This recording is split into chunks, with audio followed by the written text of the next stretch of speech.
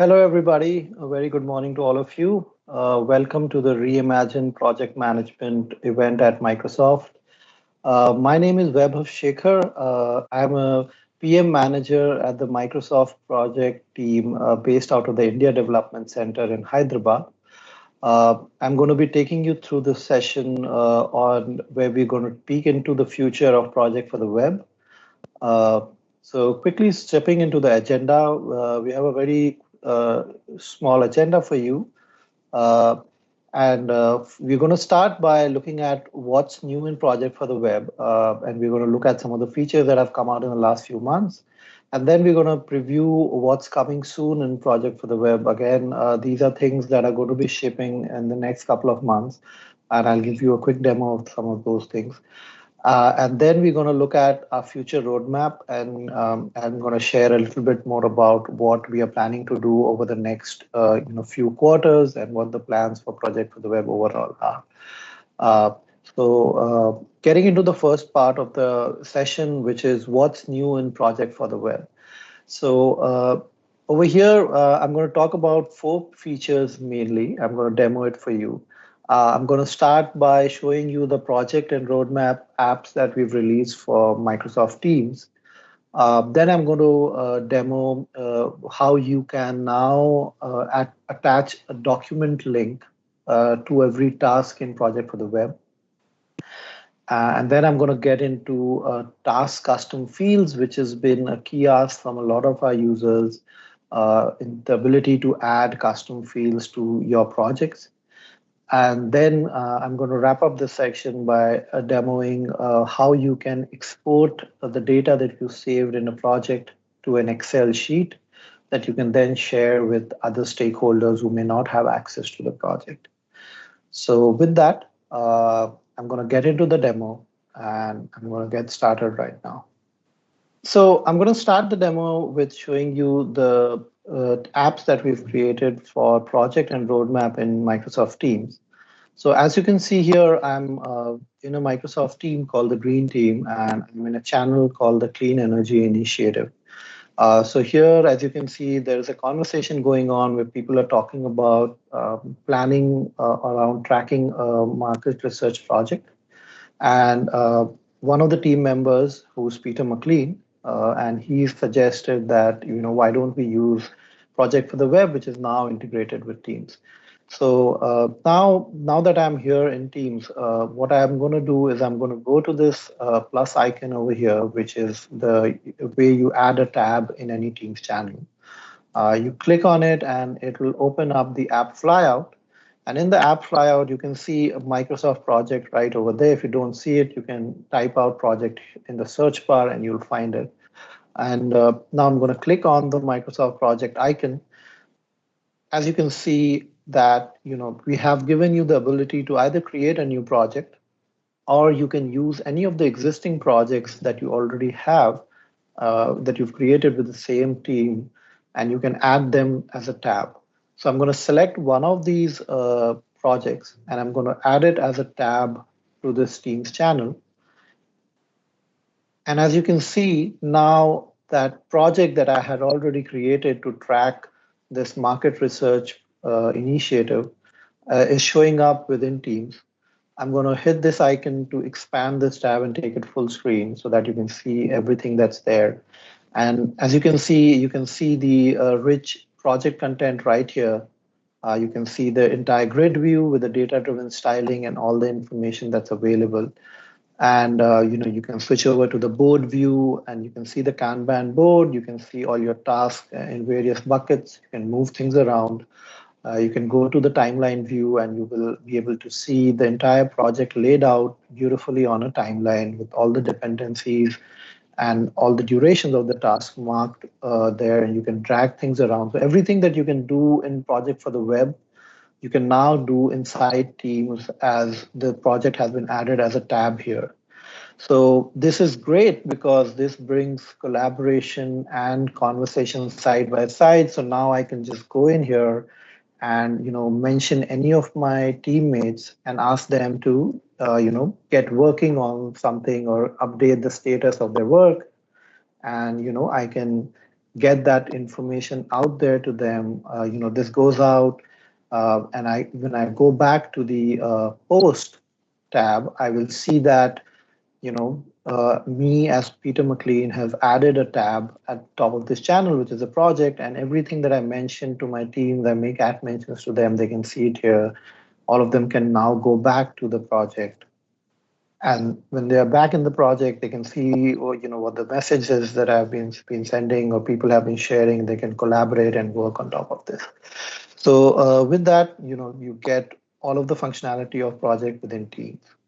So similar to this project app in Teams, we also have a roadmap app, and I'm going to show you that app in another channel. So I'm just moved to the cumulative FY planning channel. And here, what I'll do, I'll hit, like I added a tab in the previous channel, I'm going to try and add a tab again. And here now you can see the roadmap app as well. This is the roadmap Microsoft Project app. And if you don't find it here, you can always search for it. And if I click on it to add it, similar to what we saw in project, you can either create a new roadmap or add an existing one. In the interest of time, I'll show you a roadmap that I've already added here. Here you can see there's a yearly planning roadmap that I've already added.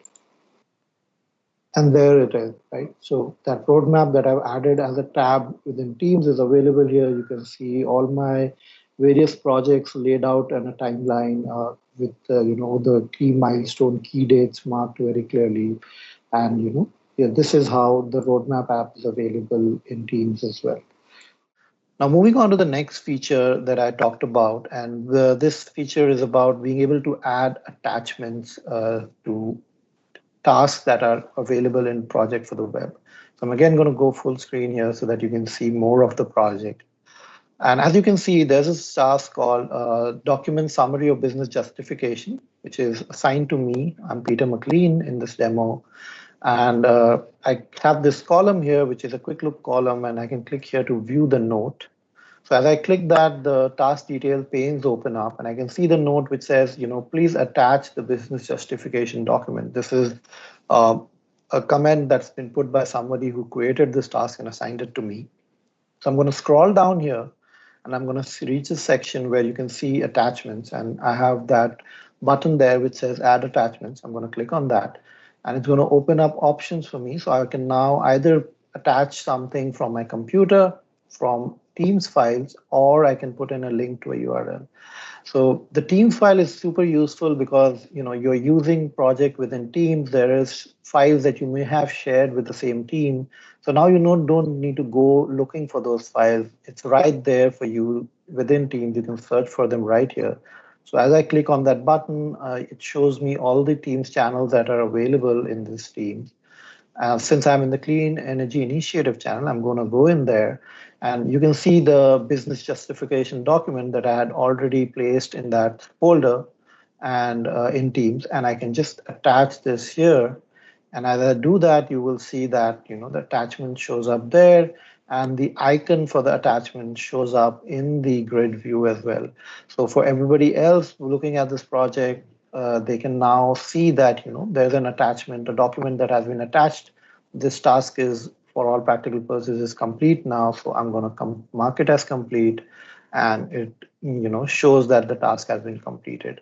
So that's great. So that completes the attachment demo. Now coming to the next feature that I was going to talk about, which is the ability to add custom fields to your project. So as you can see, you have the typical fields here. You have the task name, you have the assignment, duration, start date, finish date, dependency, but you also have a custom column which says legal review. And this, as you can see, is a yes, no drop-down column that I've added. And this is something that you can do for your projects as well. And now for every line item, you can have this kind of a column where you can track yes, no. I'm going to go in here. I'm going to show you how to add another column here. So I'm going to go in here. I'm going to hit on this add column button, and you'll see there's a new field button that shows up right on top of the drop-down menu.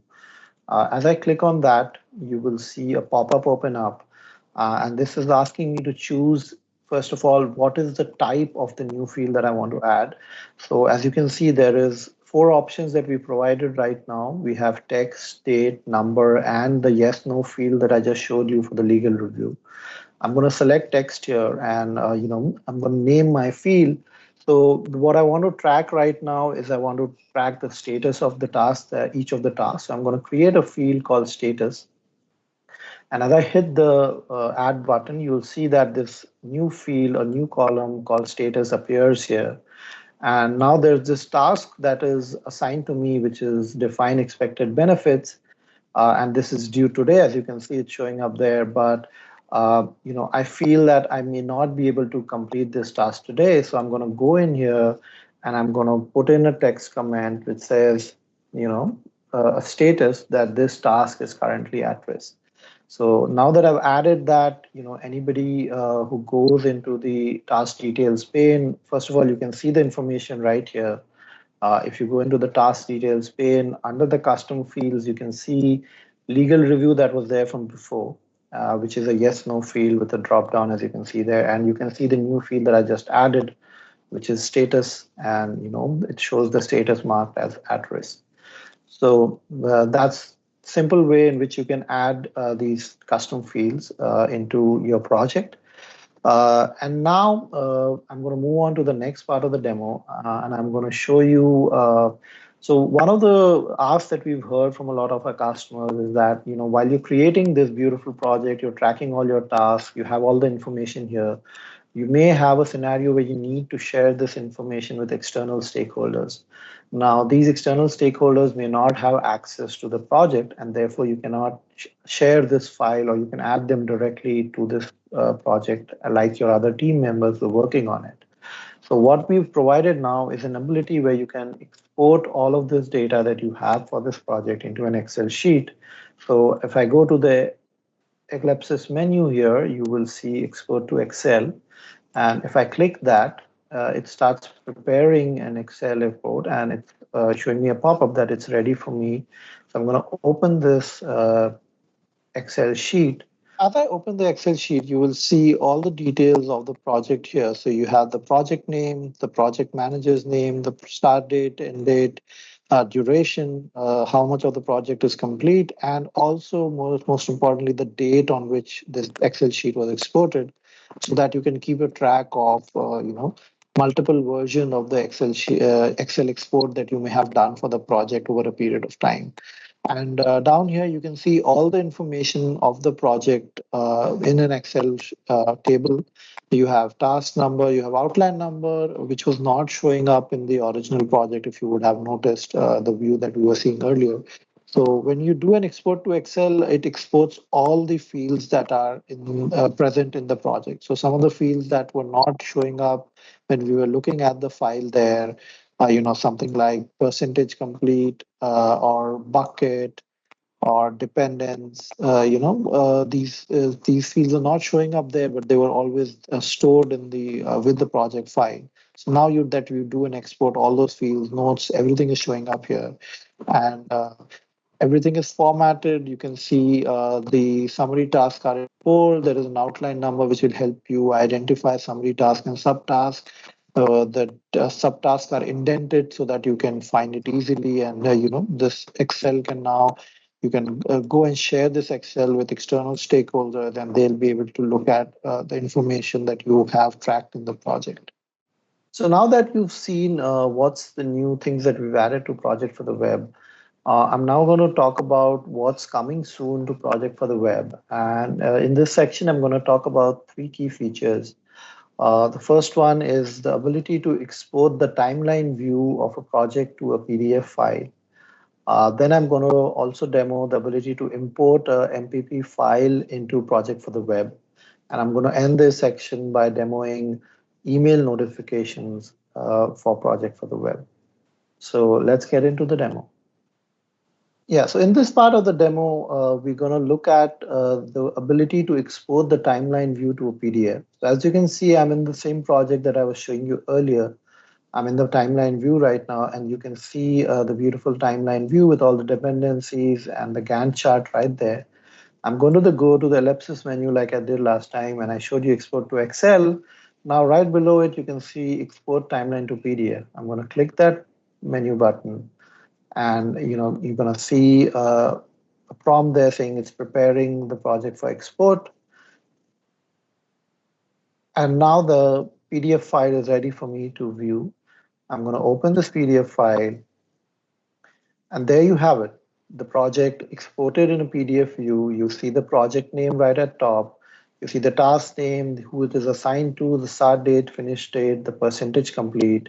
And then you see the Gantt chart with the dependencies and all the information that you have. Since this is spanning multiple pages, you can see it showing across pages, and that's the beauty of it. Now this is available in a PDF view. So if you have a review, you have a presentation where you want to show this, but you don't want to go into the project, you now have this available. You want to print it out, put it on a notice board for your team to see. Now you have it in a PDF, and you can print it and you can use it for all of those scenarios. Now I'm going to move to the next part of the demo. And in this section, I'm going to show you how you can now import a .mpp file into Project for the Web. So as you can see, I'm on the project homepage on project.office.com. And in the menu where you have new blank project and new roadmap, you now have an additional option, import from the project desktop. This is still in our internal development environment, so you may not see it right now. As I said, this is what's coming soon. So I'm showing you this of a private release build, as you can see. And I'm going to click this option, and you will see a pop-up which allows me to select a .mpp file that I want to import into Project for the Web. I'm going to click the browse file icon, and I can see a file selector that opens up, and I can see the MPP file that I have, and I'm going to select that, and I'm going to hit import. And there you have it. The MPP file for software development project is now imported within Project for the Web. It doesn't have the assignment information because that is not possible to capture. But then all of the other information was there in the original MPP file, like start dates, finish dates, durations, what was the effort for every task, if there was any effort completed that was, tracked for those. All of that information is there. Obviously, this is a slightly old MPP file, so you see all the dates that are, a little gone by, but, all of the dates, all the information that was there in the .mpp file with the, the hierarchy, with the summary task, the subtask, everything is here in Project for the Web. You can now, update this information, assign it to various people in your team. You can see the timeline that you may have in the .mpp file when you are using it in WinProj. It's now available here as well. And you have all the data here to start using it right into Project for the Web. So with that, I'm going to move to the next part, where I want to demo email notification. So this one is again something that is currently under development. It's going to be released in a few days, a few weeks from now. So what will happen is when a task is assigned to me. So here you can see a sample email. So one of my team members added me to a project. And I get in this email notification with the CTA to click on it, which will take me to the project. And also when my teammate assigns a task to me, I will get another email notification. Like in this case, this email notification tells me that, one of my teammates has assigned a task to me, when it is due. And if I click on this, it's going to take me into the project and open the task for me so that I can look at the task that has been assigned to me, and I can look at all the information right there, and I can make any updates that I want to. So with that, we come to the end of this part of the demo. Please share your feedback on what you liked or did not like about the session. Thank you for spending your time with us.